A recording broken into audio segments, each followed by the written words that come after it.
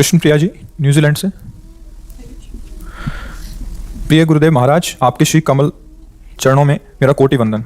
महाराज जी, कृपया मुझे इस भय से मुक्त करें। यह भय मेरी साधना भक्ति में बाधा उत्पन्न कर रहा है। कभी ऐसी परिस्थिति आ जाती है जो मेरे मन में संदेह पैदा करती है कि श्री कृष्ण मुझसे नाराज हैं, शायद कोई अपराध तो नहीं बन रहा, या किसी ने मुझे श्री कृष्ण द्वारा दंडित होने का श्राप तो नहीं दे दिया। भय बना देता हूँ। पूर्व अभ्यास है ना संशय करने का मन में, तो अभ्यास वो आता है। संसार का नाम संशय है। संसार में जब तक हमारा अस्तित्व है, महत्व है, तब तक ऐसा भाव रहता है। अभी श्री कृष्ण को जाना ही नहीं।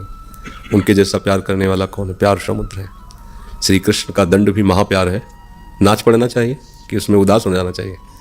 अरे जो जहर पिला रहे हैं उसको परम पद दे रहे हैं और तुम कृष्ण कृष्ण कह रहे हो तो तुम्हें वो दंड देंगे।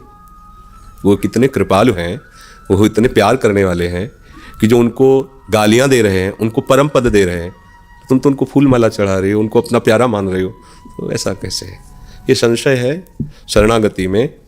ये संशय, ये विपरीत भावनाएं, ये नहीं आनी चाहिए। अगर आ रही हैं तो कोई ना कोई आप शास्त्र विरुद्ध आचरण कर रहे हैं, खोज लीजिए। कोई ना कोई धर्म विरुद्ध आचरण कर रहे हैं, इंद्रियों की लोलुपता, बस कोई ऐसा शास्त्र विरुद्ध आचरण बन रहा है जो आपको आपके आराध्य देव से विमुख करने का संशय पैदा कर देता है।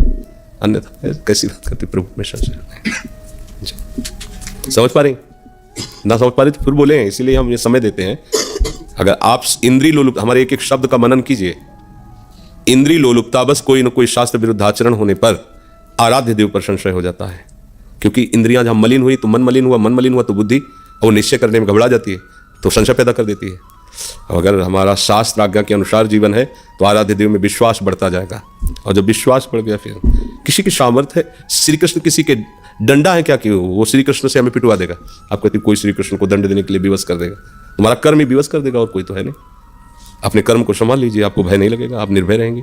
कर्म ही आदमी को डिप्रेशन में पहुंचा देता है, कर्म ही आदमी को अपने हाथ से फांसी पे लटका देता है। श्री कृष्ण नहीं, कर्म। श्री कृष्ण तो करुणामय है, उनके द्वारा नहीं। हमारा कर्म इतना प्रचंड होता है, जो हम कर्म करते हैं वो इतना बलवान होता है, भाग के चाहे जहाँ विश्व में चले जाओ, तुम्हें दंड दिए बिना बख्शेगा नहीं। इसीलिए हम श्री कृष्ण की शरण में आए। इनसे बड़ा बलवान कोई है नहीं। कर्म की प्रबलता को रोक करके हमें क्षमा कर सकते हैं। हम तो सर्व पापेभ्यो मोक्षयिष्यामि मा शुचा, तो तुम तो उन्हीं पर संशय करने लगी जिनसे हमारा बचाव पक्ष है। आप अपने इंद्रियजन्य चेष्टाओं को संभालिए और भजन कीजिए, और विश्वास बढ़ना चाहिए, घटना नहीं। विश्वास घट रहा है, कोई ना कोई अशुद्धि हो रही, समाधान चित्त नहीं कर पा रहा है, इसलिए सावधान रहिए, नहीं तो मार्ग ही छूट जाएगा।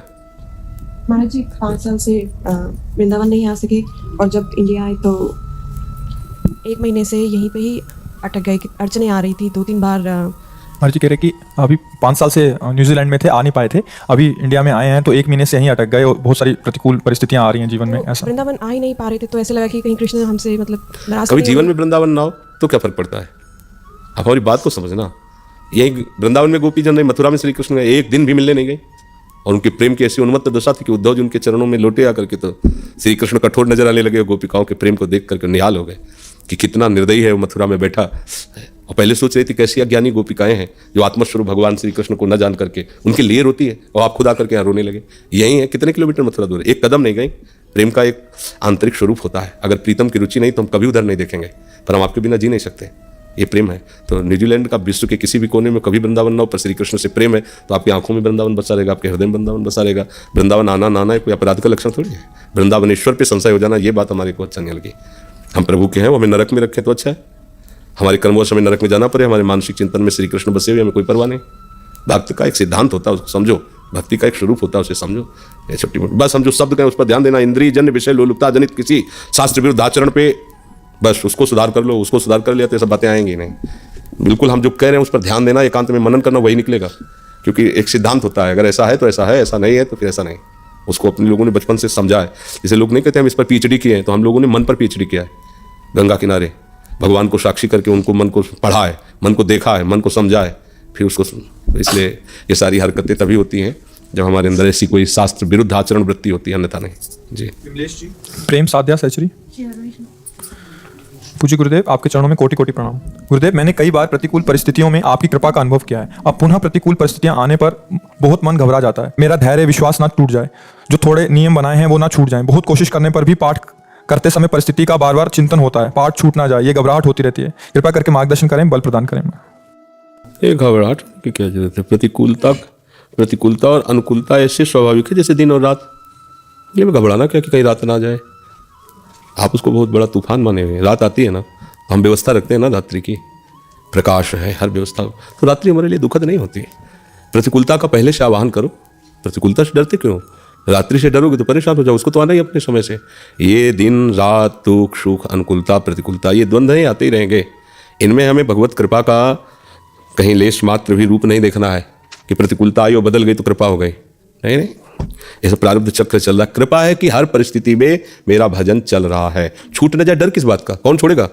आपको ही तो छोड़ना है, आपको ही पकड़ना है, तो आप डर क्यों रहे? आप पकड़े रहिए, राधा राधा राधा राधा। डरना क्या है? सबसे बड़ी प्रतिकूलता आ रही जिसका कोई उपाय नहीं, जिसका नाम मृत्यु है। ये छोटी मोटी प्रतिकूलताओं का क्या है, तो घास फूस है। वो आ रही जिसका कोई उपाय नहीं, मरना ही पड़ेगा। किस सेकंड, किस मिनट, किस घंटे, कुछ पता नहीं। उससे हमारा हिसाब किताब गड़बड़ न हो तो राधा राधा राधा राधा राधा, ये हमारा परम धन हमको बचा लेगा, हमें नाना प्रकार के द्वंद्वों से बचा लेगा। सब जीव अपने कर्म के अनुसार आया है, उसको कभी अनुकूलता मिलेगी, कभी प्रतिकूलता मिलेगी। आप उससे अपना संबंध रखिए, इसलिए आप दुखी हो रहे हैं।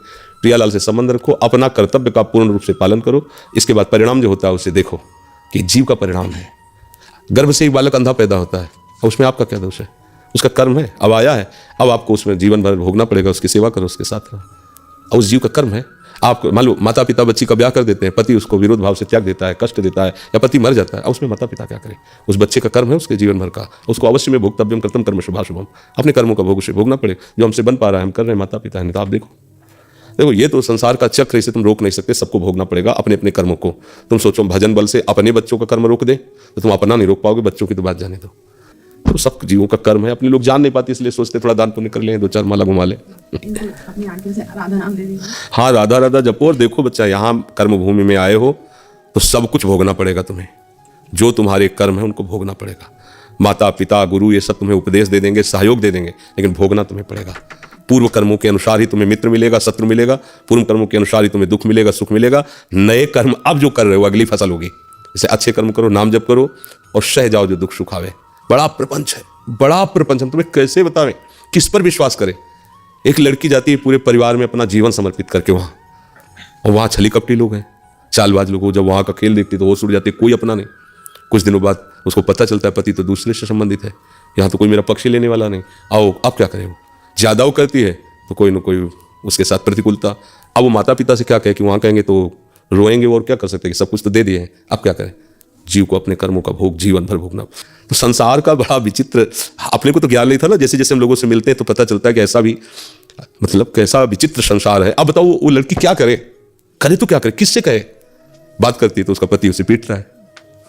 अब ये तो मतलब भगवत कृपा से उसको बात समझ में आ गई तो मार्ग से मिल गया, चल पड़ी। अब वृंदावन वास करके आजीवन भगवान के समर्पित, तो अब आनंदित है। ऐसा सब कोई थोड़ी कर सकता है। तो भगवान का आश्रय लो, जहां भी रहो दुख सुख सहते रहो, ये सबके ऊपर आता है।